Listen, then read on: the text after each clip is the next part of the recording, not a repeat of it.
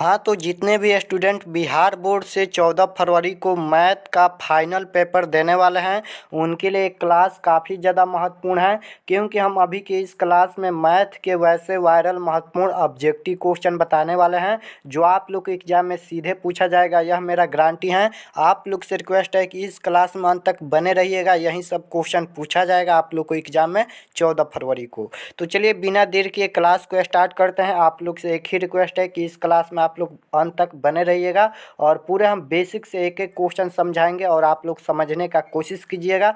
Pen copy लेकर बैठिए, क्योंकि ये मैथ है, गणित है, इसमें सॉल्व करना पड़ता है, राटा नहीं मारा जाता है बाबू। और सब सब्जेक्ट को आप लोग राटा मार सकते हैं, लेकिन मैथ को राटा नहीं मारा जाता है। सब्जेक्ट है मैथ, तो उसको सॉल्व करना पड़ेगा। तो चलिए बिना देर किए क्लास को स्टार्ट करते हैं। चैनल पर नए हैं तो चैनल को सब्सक्राइब कर लीजिए, ताकि आने वाले नेक्स्ट क्लास आपके पास ज़रूर पहुँचे। देखिए पहला नंबर क्वेश्चन आपके स्क्रीन पर है। पहला नंबर क्वेश्चन पूछा गया है, 2 × sin² A plus cos² A का वैल्यू क्या होगा। 2 × sin² theta plus cos² theta का मान क्या होगा। तो 2 को तो ये पहले ही कॉमन कर दिया है, तो 2 गुना हो जाएगा। और sin² theta plus cos² theta किसके बराबर होता है, तो 1 के बराबर होता है। फार्मूला है sin² theta plus cos² theta बराबर 1 होता है। तो 2 में जब हम 1 से गुना करेंगे तो 2 हो जाएगा, तो इसका वैल्यू 2 हो जाएगा, जो ऑप्शन नंबर ए में दिया है। ऑप्शन नंबर ए बिल्कुल राइट आंसर हो जाएगा।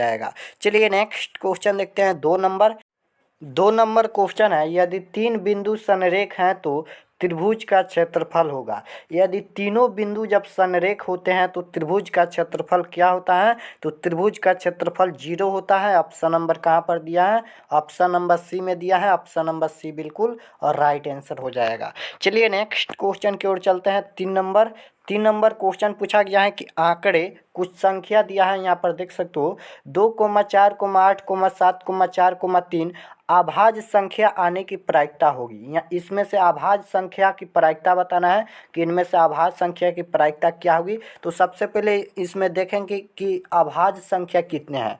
तो अभाज्य संख्या किसे कहते हैं, जो एक से करता है और अपने आप से करता है। तो 2 तो अभाज्य संख्या नहीं होगा, 4 भी अभाज्य संख्या नहीं होगा, 8 भी अभाज्य संख्या नहीं होगा, लेकिन 7 एक अभाज्य संख्या है तो 7 हो जाएगा। और 4 भी अभाज्य संख्या नहीं है, 3 है तो 3 हो जाएगा। अब देखिए कितना संख्या है, तो 1 2 2 संख्या है तो 2 हो जाएगा। और बाटा में कुल संख्या कितना है, तो 1 2 3 4 5 6 6 संख्या है तो बाटा में 6 हो जाएगा। जब इसे कटाएंगे तो 2 तिहाई 6 हो जाएगा। यानी अभाज्य संख्या आने की प्रायिकता 3 होगी। ऑप्शन नंबर सी में दिया है। ऑप्शन नंबर सी बिल्कुल राइट आंसर हो जाएगा।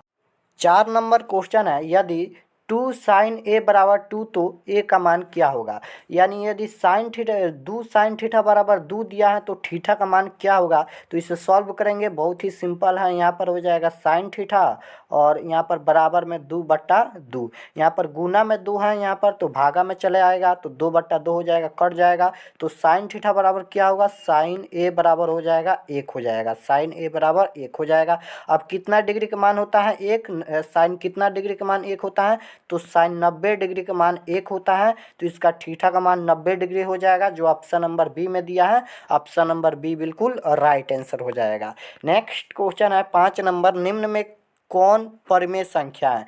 निम्न में से कौन परिमेय संख्या है, यही बताना है कि निम्न में कौन परिमेय संख्या है। तो इनमें सभी संख्या रूट में लगा है, तो जो भी संख्या रूट में लगता है वो तो सभी अपरिमेय होता है। लेकिन उसमें भी कुछ होता है कि अगर रूट से बाहर हो जाएगा तो अपरिमेय हो जाएगा, लेकिन जो रूट में बच जाएगा वही अपरिमेय होगा। तो देखिए √7 का वर्गमूल पूर्ण रूप से नहीं निकलेगा, तो इसमें रूट रह जाएगा, तो यह एक अपरिमेय संख्या है। और बी ऑप्शन में दिया है 10 प्लस √100, तो यहाँ पर हो जाएगा 10 प्लस में √100 का वर्गमूल भी 10 होता है, तो 10 हो जाएगा। यानी क्या हो जाएगा, तो यहाँ पर हो जाएगा 20 हो जाएगा। 20 को हम p/q के रूप में लिख सकते हैं। तो यह एक परिमेय संख्या है। ऑप्शन नंबर बी बिल्कुल राइट आंसर हो जाएगा। कन्फर्म है कि परिमेय और अपरिमेय का 2 क्वेश्चन 100% आप लोग को एग्जाम में पूछेगा। बस ध्यान दीजिएगा, कुछ कंफ्यूज मत होइएगा, क्योंकि एग्जाम में कुछ कंफ्यूज होने वाला क्वेश्चन जरूर देता है। और सी ऑप्शन देख लीजिए, चेक कर लीजिए, 2√3 है, √3 का वर्गमूल पूर्ण रूप से नहीं निकलता है,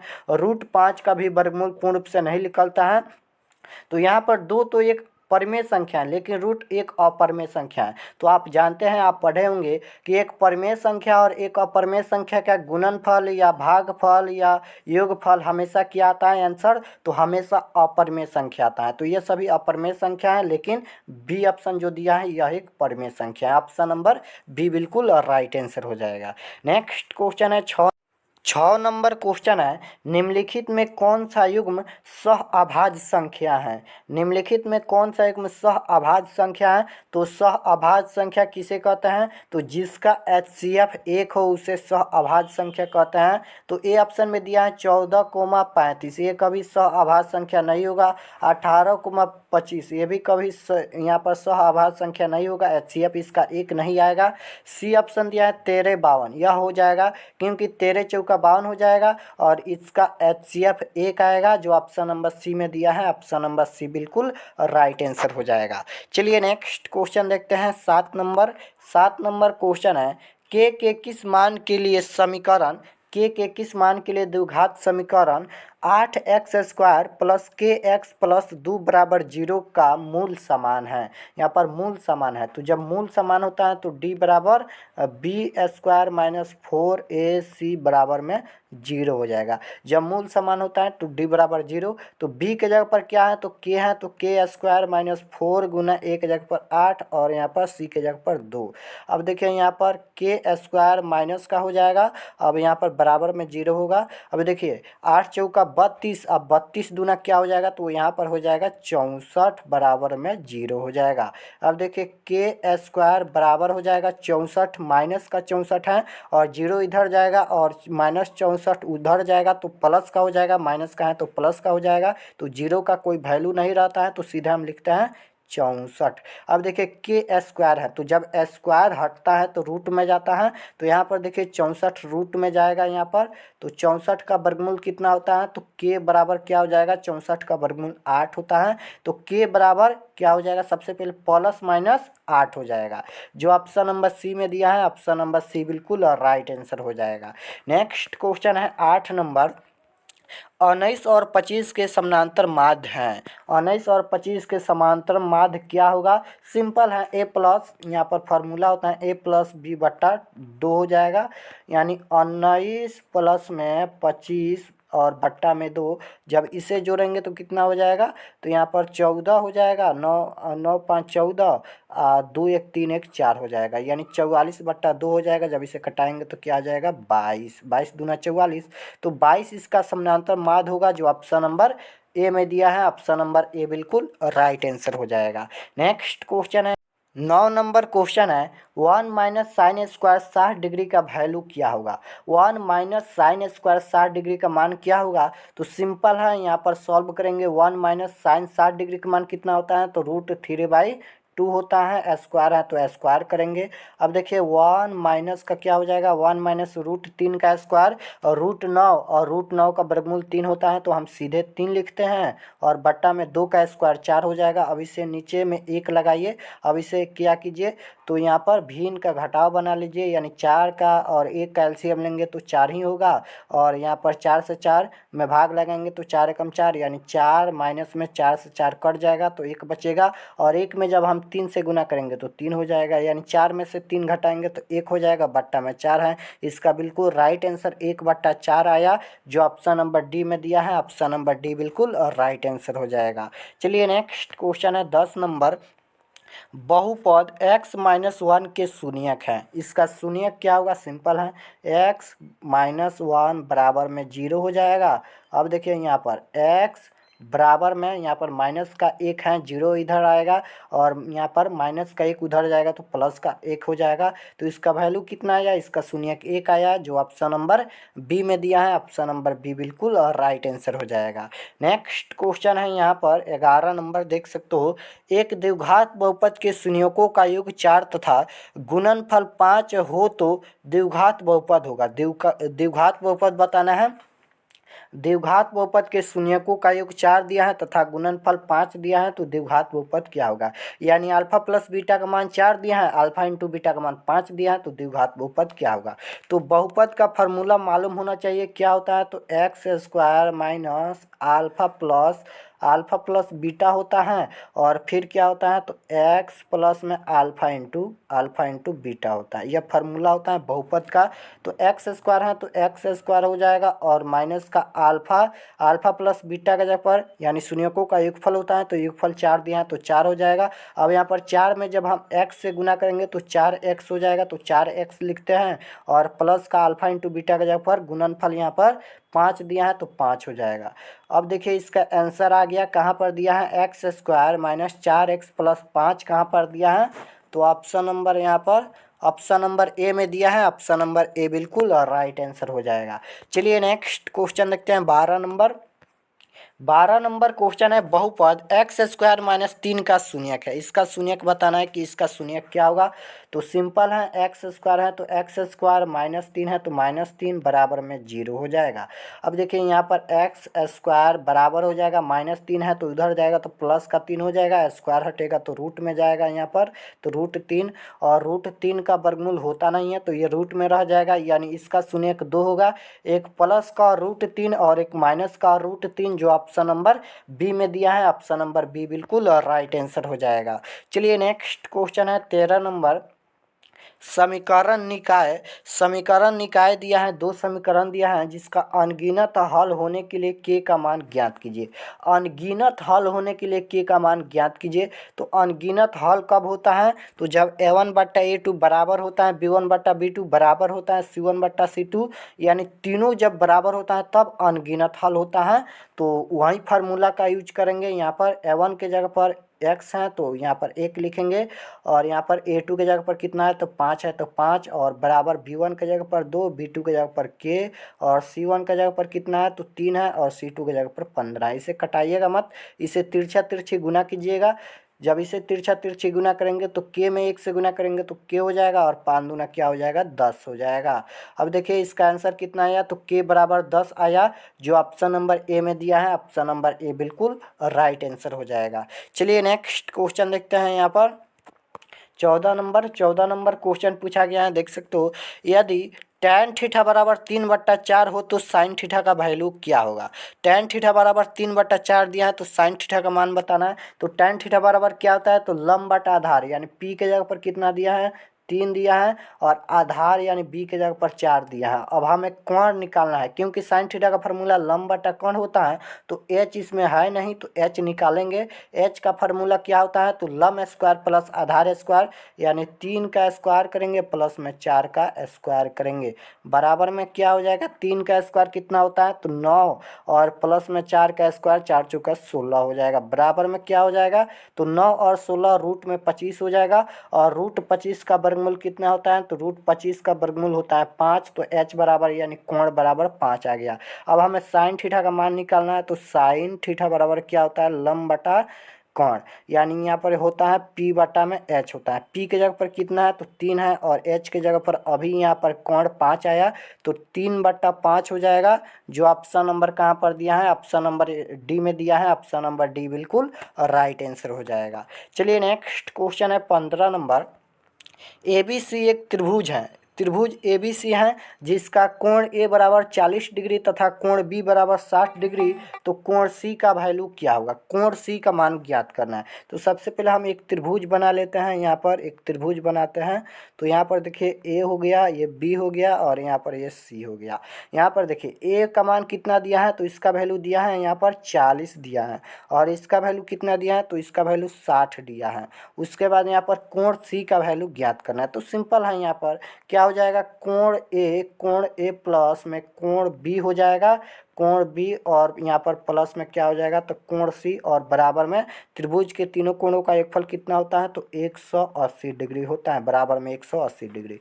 कोण A का मान 40 डिग्री दिया है तो 40 हो जाएगा और प्लस में कोण B का वैल्यू 60 दिया है तो 60 हो जाएगा और प्लस में यहाँ पर कोण C का मान ज्ञात करना है और बराबर में क्या हो जाएगा तो 180 हो जाएगा यहाँ पर। अब देखिए 40 अब प्लस 60 कितना हो जाएगा तो 100 हो जाएगा तो 100 और प्लस में क्या हो जाएगा कोण यहाँ पर सी हो जाएगा बराबर में यहाँ पर 180 डिग्री है, तो 180 डिग्री।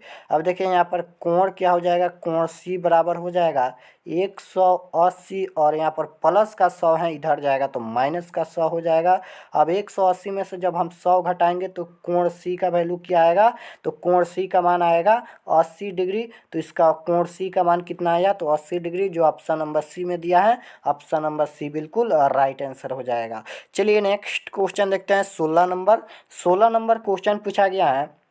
आंकड़े यानी कुछ संख्या दिया है, देख सकते हो कितना बड़ा संख्या दिया है, जिसका परिसर बताना है कि परिसर क्या होगा। तो बहुत ही सिंपल होता है परिसर निकालना। परिसर कैसे निकलता है, तो सबसे बड़ी संख्या में से सबसे छोटी संख्या घटाते हैं, सबसे बड़ी संख्या में से सबसे छोटी संख्या घटाते हैं तो परिसर निकलता है। तो इनमें सबसे बड़ी संख्या कौन है, तो इनमें सबसे बड़ी संख्या है 56, तो 56 हो जाएगा। और माइनस का सबसे छोटी संख्या क्या है, तो सबसे छोटी संख्या 6 है, तो 6 हो जाएगा।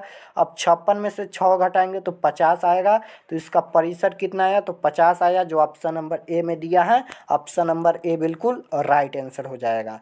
चलिए नेक्स्ट क्वेश्चन देखते हैं 17 नंबर क्वेश्चन है, निम्न में कौन परिमेय संख्या नहीं है। पूछा गया है कि निम्न में कौन परिमेय संख्या नहीं है। आप लोग क्वेश्चन 2 बार 3 बार पढ़िएगा एग्जाम में, नहीं तो आप लोग मार दीजिएगा। पूछा है कि निम्न में कौन परिमेय संख्या है, सर दे √16 या 3 गुना √3, इस पर मार दीजिएगा। सबसे पहले क्वेश्चन को पढ़िए। पूछा गया है निम्न में कौन परिमेय संख्या नहीं है, नहीं पूछा है, यानी कौन अपरिमेय संख्या है। तो √16 का वर्गमूल 4 होता है, यह तो एक परिमेय संख्या है। और √3 गुना √3, अब √3 में √3 से गुना करेंगे √9, और √9 का वर्गमूल 3 होता है, यह भी एक परिमेय संख्या है। √25 का वर्गमूल 5 होता है, यह भी एक परिमेय संख्या है। लेकिन 2 + √2 एक अपरिमेय संख्या है, क्योंकि √2 का वर्गमूल निकलेगा नहीं। तो ऑप्शन नंबर डी बिल्कुल राइट आंसर हो जाएगा। यह एक परिमेय संख्या नहीं है, यानी यह एक अपरिमेय संख्या है। पूछा गया था परिमेय संख्या नहीं है, तो डी ऑप्शन नहीं है। चलिए नेक्स्ट क्वेश्चन है, निम्न में कौन अभाज्य संख्या है। निम्न में कौन अभाज्य संख्या है, यही क्वेश्चन पूछा गया है। तो अभाज्य संख्या कौन होता है, जो 1 से कटता है और अपने आप से कटता है। तो यहाँ पर 11 एक अभाज्य संख्या है। ऑप्शन नंबर बी बिल्कुल राइट आंसर हो जाएगा। चलिए नेक्स्ट क्वेश्चन देखते हैं। नेक्स्ट क्वेश्चन है 19 नंबर, एपी दिया है यानी समानांतर श्रेणी दिया है, 2, 5, 6, 2, 7 डॉट डॉट का 19वां पद क्या होगा। 19वां पद का मान बताना है। तो फार्मूला लिखेंगे a प्लस में 18d लिखेंगे, एक घटा कर लिखते हैं। कोई भी पद पूछता है तो एक घटा कर लिखते हैं। तो एक जगह पर क्या है, तो 2 है, और प्लस में 18 गुना d कैसे निकलता है, तो दूसरे पद में से पहले पद को घटाया जाता है तब d निकलता है, यानी सार्वंतर निकलता है। तो यहाँ पर 5 में से 2 घटाएंगे तो कितना हो जाएगा, 3 हो जाएगा। अब देखिए यहाँ पर 2 प्लस में 18 तिया कितना होता है, तो 18 तिया 54 होता है, तो 54 हो जाएगा, और 54 2 कितना हो जाएगा, 56 हो जाएगा। जो ऑप्शन नंबर सी में दिया है, ऑप्शन नंबर सी बिल्कुल राइट आंसर हो जाएगा। चलिए नेक्स्ट क्वेश्चन देखते हैं 20 नंबर क्वेश्चन है, किसी घटना की प्रायिकता का अधिकतम मान होता है। किसी घटना की प्रायिकता का अधिकतम मान क्या होता है, तो 1 होता है। ऑप्शन नंबर बी में दिया है, ऑप्शन नंबर बी बिल्कुल राइट आंसर हो जाएगा। याद रखिएगा, किसी घटना की प्रायिकता का अधिकतम मान 1 होता है। मान लीजिए कोई घटना घटने वाला है, या तो घटेगा या तो सही होगा, यानी कोई भी एक ही हो सकता है। जैसे एक सिक्का उछाला जाता है, एक सिक्का उछाला जाता है तो या तो हेड आएगा या तो टेल आएगा, यानी एक ही नो आएगा, दोनों तो एक बार नहीं आएगा। तो इसका बिल्कुल right answer option number B हो जाएगा। किसी घटना की प्रायिकता का अधिकतम मान 1 होता है। चलिए नेक्स्ट 21 नंबर क्वेश्चन है, समीकरण दिया है 2x² - 6y + 3 = 0 के विवेचक होगा। समीकरण क्या दिया है, तो 2x² - 6y + 3 = 0 के विवेचक क्या होगा, यही क्वेश्चन पूछा गया है। तो विविधकर पूछे या विवेचक, दोनों एक ही होता है। कई बच्चे कंफ्यूज हो जाएंगे कि हम यहाँ पर पढ़ाएंगे विवेचक और एग्जाम में अगर पूछ देगा कि विविधकर ज्ञात कीजिए, तो वहाँ पर कंफ्यूज हो जाएंगे। तो कंफ्यूज होने की ज़रूरत नहीं है, विविधकर पूछे या विवेचक पूछे, दोनों एक ही होता है। तो वहीं फार्मूला का यूज करेंगे, डी बराबर क्या क्या होता है, b² माइनस 4ac फार्मूला होता है विभेदकर का या विवेचक का। तो b के जगह पर -6 है तो -6 का स्क्वायर करेंगे, -4 गुना a के जगह पर कितना है 2 है और c के जगह पर कितना है तो c के जगह पर 3 है। अब -6 का स्क्वायर करेंगे तो क्या हो जाएगा, प्लस का 36 हो जाएगा और यहाँ पर -4 दूना 8, 8 तिया 24। अब देखिए 24 हो गया, 36 में से जब हम 24 घटाएंगे तो कितना आएगा, तो यहाँ पर 12 आ जाएगा। तो इसका विविधकर या विवेचक कितना आया, तो 12 आया, जो ऑप्शन नंबर बी में दिया है। ऑप्शन नंबर बी बिल्कुल राइट आंसर हो जाएगा। चलिए नेक्स्ट क्वेश्चन देखते हैं 22 नंबर क्वेश्चन है बहुपद। बहुपद दिया है x² माइनस 2x माइनस 4 के मूलों का गुणनफल होगा। यहाँ पर गुणनफल पूछा गया है कि मूलों का गुणनफल क्या होगा, यानी अल्फा इंटू बीटा पूछा गया है, अल्फा इंटू बीटा। तो अल्फा इंटू बीटा यानी मूलों का गुणनफल होता है। इसका फार्मूला क्या होता है, तो c/a होता है। अल्फा इंटू बीटा यानी गुणनफल का फार्मूला c/a होता है। c के जगह पर कितना है, -4 है और यहाँ पर a के जगह पर x² है यानी 1 लिखेंगे। अब देखिए -4/a का मतलब -4 होता है, जो ऑप्शन नंबर ए में दिया है। ऑप्शन नंबर ए बिल्कुल राइट आंसर हो जाएगा। चलिए नेक्स्ट क्वेश्चन है 23 नंबर। रैखिक बहुपद के शून्य की संख्या होती है। रैखिक बहुपद के शून्य की संख्या क्या होती है, तो 1 होती है, याद रखिएगा। और रैखिक बहुपद के शून्य की संख्या 1 होती है। द्विघात बहुपद के शून्य की संख्या 2 होती है। त्रिघात बहुपद के शून्य की संख्या 3 होती है। चतुर्थ बहुपद का शून्य की संख्या 4 होती है। चारों याद रखिएगा। नेक्स्ट क्वेश्चन है, बिंदु दिया है 24 नंबर में, बिंदु -6, -7 का कोटि है। कोटि पूछा गया है कि कोटि क्या होगा, तो जो x होता है यह भुज होता है और जो y होता है वह कोटि होता है। यानी x के जगह पर 6 है यानी भुज के जगह पर -6 है और यहाँ पर y के जगह पर -7 है यानी कोटि के जगह पर -7 है। तो इसका कोटि कौन हो जाएगा, तो -7 होगा, जो ऑप्शन नंबर बी में दिया है। ऑप्शन नंबर बी बिल्कुल राइट आंसर हो जाएगा। नेक्स्ट क्वेश्चन है 25 नंबर। बिंदु -4, 5 किस पाद में स्थित है। -4, 5 किस पाद में स्थित है, तो ये ग्राफ ध्यान से समझिएगा। हम हर वीडियो में ये ग्राफ समझाते हैं। तो देखिए पहला पाद में क्या होता है, तो प्लस, प्लस। दूसरा पाद में क्या होता है, तो माइनस, प्लस। तीसरा पाद में क्या होता है, तो तीसरा पाद में माइनस, माइनस। और चौथा पाद में क्या होता है, तो प्लस, माइनस होता है। तो हमें संख्या से कोई मतलब नहीं है, हमें बस देखना है माइनस प्लस देखना है कि किस में माइनस लगा है किस में प्लस छुपा है। तो देखिए पहला में माइनस लगा है और दूसरा में प्लस छुपा है, क्योंकि कोई भी संख्या में प्लस छुपा रहता है। तो माइनस प्लस किस में है, तो माइनस प्लस देख सकते हो द्वितीय पाद में है। तो ऑप्शन नंबर बी बिल्कुल राइट आंसर हो जाएगा, द्वितीय पाद। चलिए नेक्स्ट क्वेश्चन देखते हैं 26 नंबर।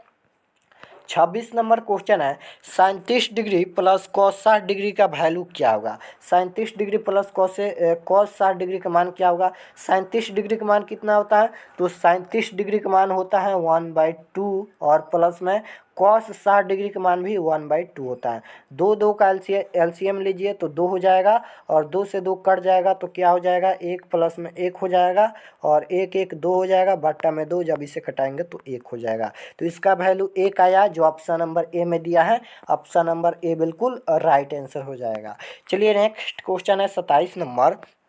आंकड़ा दिया है, देख सकते हो यहाँ पर भी आंकड़े दिया है, यानी संख्या दिया है जिसका बहुलक बताना है कि बहुलक क्या होगा। तो बहुत ही सिंपल होता है बहुलक बताना। जो संख्या इनमें बार बार रिपीट हुआ है वही बहुलक होगा, यानी जो संख्या इनमें बार बार आया है वही बहुलक होगा। तो सबसे ज़्यादा बार संख्या कौन रिपीट हुआ है, तो इनमें सबसे ज़्यादा बार संख्या 4 रिपीट हुआ है। तो इसका बहुलक भी 4 हो जाएगा, जो ऑप्शन नंबर ए में दिया है। ऑप्शन नंबर ए बिल्कुल राइट आंसर हो जाएगा।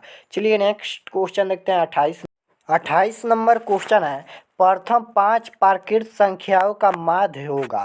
प्रथम 5 प्राकृत संख्याओं का माध्य क्या होगा, तो सिंपल है माध्य निकालना। सबसे पहले प्रथम 5 प्राकृत संख्या लिखेंगे, यानी 1 2 3 और 4 और 5 हो जाएगा। यही एक प्राकृत संख्या है, प्रथम 5 प्राकृत संख्या है। प्राकृत संख्या 1 से स्टार्ट होता है और अनंत तक जाता है, आप लोग को याद होना चाहिए। अब माध्य कैसे निकलता है, तो सभी संख्याओं को जोड़ेंगे, 1 प्लस 2 प्लस 3 प्लस में 4 प्लस में 5 हो जाएगा और बट्टा में कुल संख्या है, यानी कितना संख्या है तो 1 2 3 4 5 संख्या है तो 5 हो जाएगा। अब देखिए यहाँ पर जब इसे जोड़ेंगे तो कितना हो जाएगा, तो 3 दूना 6 और 6 और 4 10 और 5 15 हो जाएगा। 15 बट्टा में 5 हो जाएगा। 5 तिहाई 15, इसका माध्य कितना आया तो 3 आया, जो ऑप्शन नंबर सी में दिया है। ऑप्शन नंबर सी बिल्कुल राइट आंसर हो जाएगा। चलिए नेक्स्ट क्वेश्चन है 29 नंबर। निम्न में से किसकी प्रायिकता नहीं हो सकती है? निम्न में से किसकी प्रायिकता नहीं हो सकती है, यही क्वेश्चन पूछा गया है। तो किसकी प्रायिकता नहीं होती है, तो अगर कोई भी संख्या माइनस में लगा है उसकी प्रायिकता नहीं होती है। ऑप्शन नंबर ए बिल्कुल राइट आंसर हो जाएगा। चलिए नेक्स्ट क्वेश्चन देखते हैं 30 नंबर। 30 नंबर क्वेश्चन है, एक गोले का व्यास 14 सेंटीमीटर हो तो उसकी पृष्ठ क्षेत्रफल क्या होगा? एक गोले का व्यास दिया है यहाँ पर 14 सेंटीमीटर, तो उसकी पृष्ठ क्षेत्रफल क्या होगा? तो सबसे पहले गोले का पृष्ठ क्षेत्रफल क्या होता है, तो 4 गुना पाई के जगह पर 22/7 लिखेंगे और गुना 4 पाई आर स्क्वायर, यानी आर नहीं दिया है, त्रिज्या नहीं दिया है, व्यास दिया है, तो त्रिज्या कैसे निकलेगा, तो इसको आधा कर देंगे, त्रिज्या हो जाएगा। यानी 14 का जो आधा करेंगे तो 7 हो जाएगा, तो 7 गुना 7 हो जाएगा। 7 से 7 एक कैंसिल हो जाएगा, तो क्या बचेगा, 4 गुना 22 गुना में 7 हो जाएगा। जब इसे गुना करेंगे तो 6 से 16 आएगा, गुना करके देख लीजिएगा, 6 से 16 आएगा। चलिए नेक्स्ट क्वेश्चन देखते हैं यहाँ पर 31 नंबर। 31 नंबर क्वेश्चन है, वृत्त की सबसे बड़ी जीवा होती हैं। वृत्त की सबसे बड़ी जीवा क्या होती हैं, तो याद रखिएगा वृत्त की सबसे बड़ी जीवा व्यास होती हैं, जो ऑप्शन नंबर ए में दिया है। ऑप्शन नंबर ए बिल्कुल राइट आंसर हो जाएगा। चलिए नेक्स्ट क्वेश्चन है 32 नंबर।